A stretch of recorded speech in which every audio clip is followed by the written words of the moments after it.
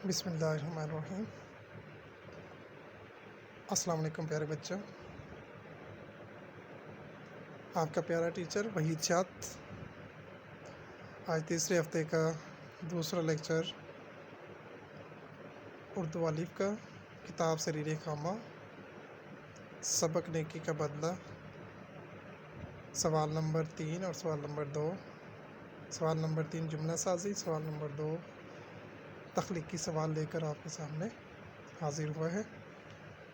امید کرتا ہوں آپ لوگ پچھلی ویڈیو دیکھ چکے ہوں گے۔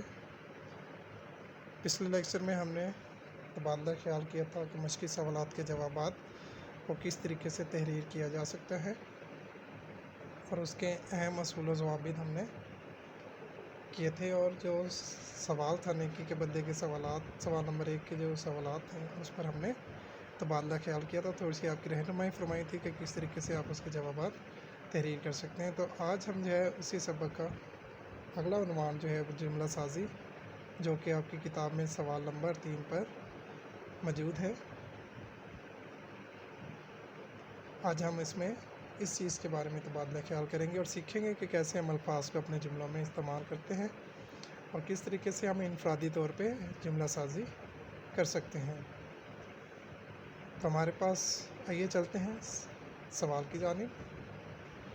سوال ہے کہ ہمارے پاس مدرجہ ذیل الفاظ کو اپنے جملوں میں استعمال کیجیے۔ جملے بناتے وقت کچھ چیزوں کا خیال رکھنا انتہائی ضروری ہوتا ہے۔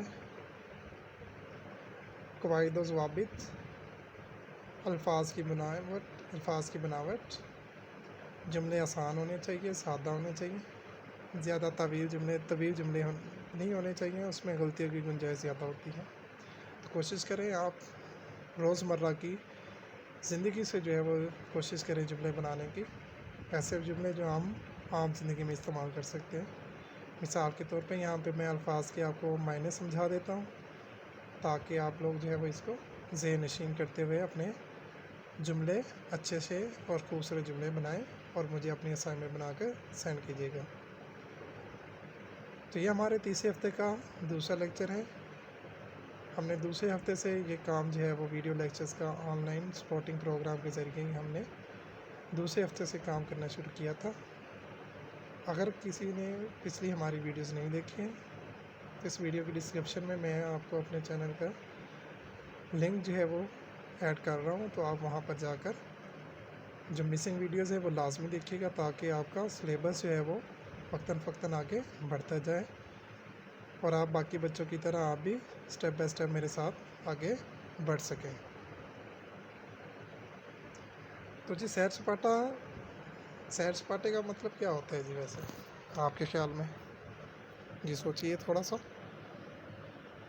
جی بالکل ٹھیک ہے، گھومنا پھرنا، ادھر ادھر جانا، ٹھیک ہے، شاباش۔ نصیحت مطلب کوئی کام کی بات، اکثر ہمیں گھر والے بھی نصیحت کرتے ہیں، ٹھیک ہے، بڑے بہن بھائی بھی نصیحت کر دیتے ہیں، اساتذہ کرام بھی کہتے ہیں بھئی کام توجہ سے کریں، اچھے طریقے سے کام کریں، دل لگا کر محنت کریں۔ اور خوراک تو ماشاء اللہ آپ سارے بہت اچھے طریقے سے خوراک آپ کھاتے پیتے ہیں۔ خوراک مطلب کھانے پینے کی اشیاء جو ہم کھاتے پیتے ہیں اسے ہم خوراک کہتے ہیں۔ تر و تازہ، اکثر ہم کہتے ہیں سبزیاں بڑی تر و تازہ ہیں، پھل بہت تر و تازہ ہیں۔ تر و تازہ مطلب ہرا بھری، تازہ۔ ہرگز مطلب بالکل نہیں۔ پھسلایا مطلب بہلانا پھسلانا، جسے کہتے ہیں اپنی باتوں میں قائل کرنا۔ پھندا مطلب کوئی پھانسنے والی چیز، منت سماجت کرنا، بار بار کسی بات کو کرنا۔ سیلاب کسی چیز کی زور رفتاری سے آنے والی چیز، جیسے اکثر ہم کہتے ہیں سیلاب آ گیا، پانی کا بڑا سا ریلا آتا ہے بڑی تیز رفتاری کے ساتھ، اس کو ہم سیلاب کہتے ہیں۔ تو آپ نے جملوں میں الفاظ کے معنی تحریر نہیں کرنے، آپ نے صرف ان الفاظ کو اپنے جملوں میں استعمال کرنا ہے۔ آپ کی آسانی کے لیے یہاں پر میں آپ کو ایک جملہ بنا کر بتا دیتا ہوں، باقی جملے آپ خود بنائیں گے۔ جیسے مثال کے طور پہ منت سماجت کرنا، میں نے اپنے چھوٹے بھائی سے بیٹ بال لینے کے لیے بڑی منت سماجت کی، ٹھیک ہے، ہمیں بڑوں کی نصیحت پر عمل کرنا چاہیے۔ ٹھیک ہے جی، تو آپ جملے بن جائیں گے. گڈ، شاباش، ویل ڈن. آپ بنا سکتے ہیں اور بڑے اچھے جملے آپ بنا سکتے ہیں. جس کے اچھے جملے ہوں گے انشاءاللہ ہم اس کو انعام بھی دیں گے اور اس کو ہم star student of the week کا نام بھی انشاءاللہ دیں گے. تو آپ مجھے جلدی سے اپنی اسائنمنٹ جو ہے وہ بنا کر سینڈ کریں تاکہ میں آپ کی اسائنمنٹ چیک کروں اور آپ کو ہم جو ہے وہ اسٹار اسٹوڈنٹ بنائیں اور اس کا نام انشاءاللہ ہم یوٹیوب پر اور فیس بک پیج پر بھی ہم اس کی انشاءاللہ پبلسٹی کریں گے. چلیں جی، اگلا سوال ہے ہمارے پاس، سوال نمبر 2. چونکہ یہ ذرا تھوڑا سا تفصیلی سوال تھا، اس پر ہم نے ذرا تفصیل سے تبادلہ خیال کرنے، اس لیے میں نے یہ سوال کو آپ کا آخر میں رکھا ہے، پہلے جملہ سازی کا سوال رکھا ہے. یہ جو سوال نمبر 2 ہے، لوگوں کی مدد کرنے اور ماں باپ کا حکم ماننے سے انسان کی زندگی پر کیا اثر پڑتا ہے. یہ جو سوال نمبر 2 ہمارے پاس ہے، اس کو آپ پیراگراف کی صورت میں آپ نے اس کو تحریر کرنا ہے. پیراگراف کی حالت میں جیسے مضمون لکھتے ہیں، کوئی کہانی لکھتے ہیں، اس طریقے سے آپ نے اس کو تحریر کرنے. اس سوال کے 2 حصے ہیں. پہلا حصہ جو ہے وہ لوگوں کی مدد کرنے کے بارے میں ہے، دوسرا حصہ ماں باپ کا حکم ماننے سے متعلق ہے. کیا خیال ہے، آپ نے اپنی زندگی میں کبھی نہ کبھی کسی کی مدد تو کی ہوگی؟ جی بالکل. تو کیا خیال ہے، لوگوں کی مدد کرنا اچھا کام ہے یا برا کام ہے؟ جی بالکل اچھا کام ہے، شاباش، ویل ڈن.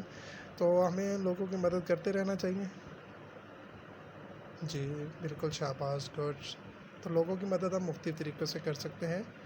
جیسے مثال کے طور پہ اکثر ہم کسی کو پانی پلا دیتے ہیں، اکثر کوئی مانگنے والا آ جائے تو اس کو ہم جو ہے وہ کیا کہتے ہیں، کھانا کھلا دیتے ہیں، کبھی پیسے دے دیتے ہیں، کبھی کسی کو راستہ جو ہے وہ کراس کروا دیتے ہیں، کبھی کسی کو ایڈریس بتا دیتے ہیں. تو یہ ساری لوگوں کی مدد کرنے کے طریقے ہیں.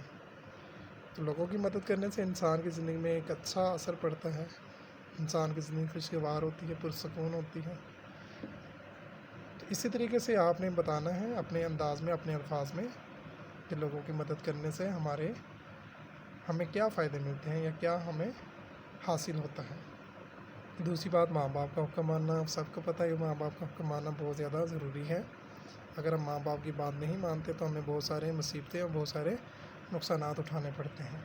جیسے کہ آپ نے دیکھا ہوگا کہانی میں، ننھے خرگوش نے صرف ایک نصیحت پر عمل کیا اور اس کی کتنی مرتبہ اس کی جان جو ہے وہ بچ گئی.